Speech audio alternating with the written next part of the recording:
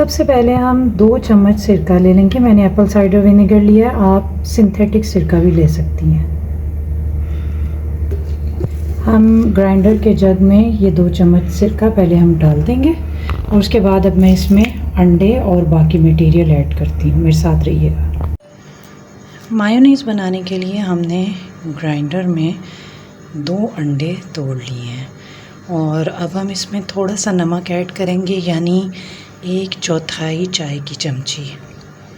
चाय की चमची 1/4, ज़्यादा नमक नहीं डालेंगे, बस हमें हल्का सा नमकीन फ्लेवर चाहिए होता है सिंपल मायो के लिए।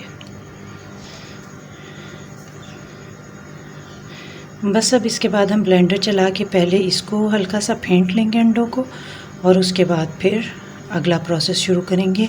हम आपको इससे पहले गार्लिक मायो की रेसिपी दे चुके हैं जो बिल्कुल शॉर्मा सॉस की तरह से जिसका फ्लेवर होता है, और आज आपको सिंपल मायोनीज़ की रेसिपी बता रही हूँ। तो बहुत सिंपल है, चंद मिनटों में तैयार हो जाएगी।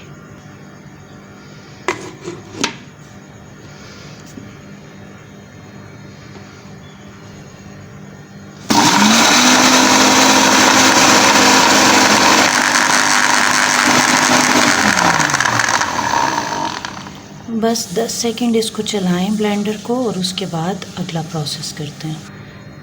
हम ब्लेंडर की छोटी कैप को उतार लेंगे और यहाँ से अब हमें इसमें आहिस्ता आहिस्ता ऑयल ऐड करना है मशीन चलाते हुए। मैं आपको दिखा दूँ, इस दफ़ा मैंने ऑयल को दूधदान में शिफ्ट कर लिया। चूँकि दूधदान की धार ज़रा बारीक अच्छी बन जाती है तो हम इस दफ़ा इससे ऑयल डालेंगे। ब्लेंडर को चला देंगे और अब इसमें ऑयल डाल देंगे।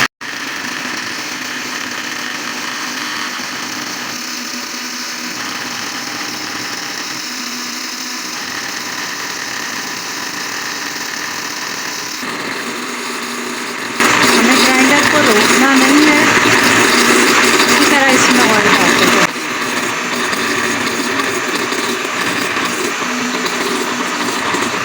मुझे 1 कप से ज़्यादा ऑयल चाहिए था, मैंने इसमें कुछ और ऑयल डाल दिया है और मगर ग्राइंडर को बंद नहीं किया और अब इसे डालती जाऊंगी।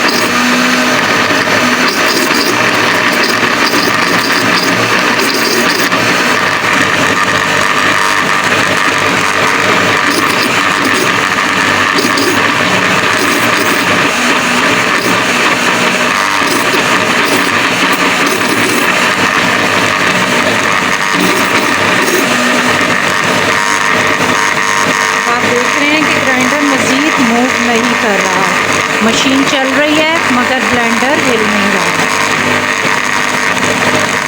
मशीन चल रही है मगर मिक्सर इसमें घूम नहीं रहा। इस स्टेज पर मशीन बंद करते हैं।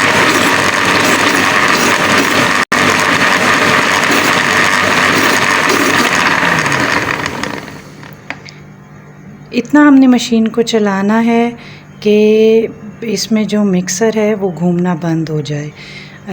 एक दूधदान जो हमने ऑयल लिया था, तकरीबन 1 बड़ा कप ऑयल समझें इसमें यूज़ हुआ है।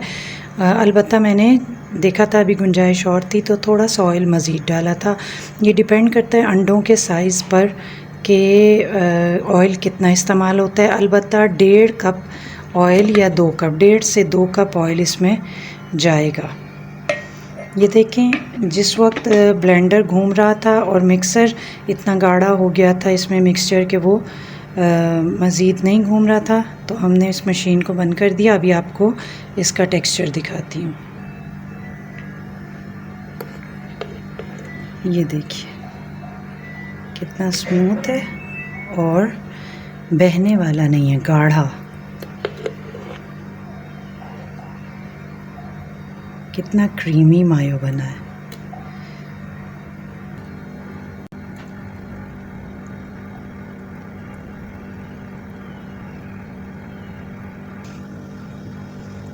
ये देखिए नहायत स्मूथ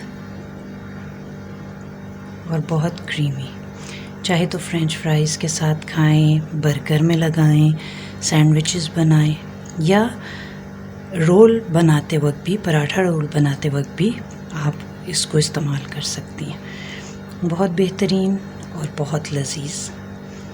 बस एक बात का ख्याल रखिएगा, कोई भी चीज़ जो आप इस्तेमाल करें, चाहे वो आपका जग हो ब्लेंडर का या ऑयल के लिए जो भी कंटेनर आपने लिया है, कोई भी चीज़ गीली नहीं होनी चाहिए, यानी हल्की सी नमी भी इसमें नहीं होनी चाहिए। बहुत खुश्क चीज़ों के साथ अच्छी तरह खुश्क करके बर्तन को और फिर आप ये इस्तेमाल करें, यहाँ तक कि जिस कंटेनर में आप निकालेंगी वो भी खुश्क होना चाहिए, तो इसकी लाइफ बढ़ जाती है। अब सर्दियों का मौसम आ रहा है तो ये 15-20 दिन आराम से आपके फ्रिज में सही रहेगी, और गर्मियों में 10 दिन के लिए। इसको जार में बंद करके फ्रिज में रखें और इन्जॉय करें। सुपर डुपर मायोनीज़ आपके सैंडविचेस और बर्गर, पराठा रोल के लिए एक बेहतरीन सॉस।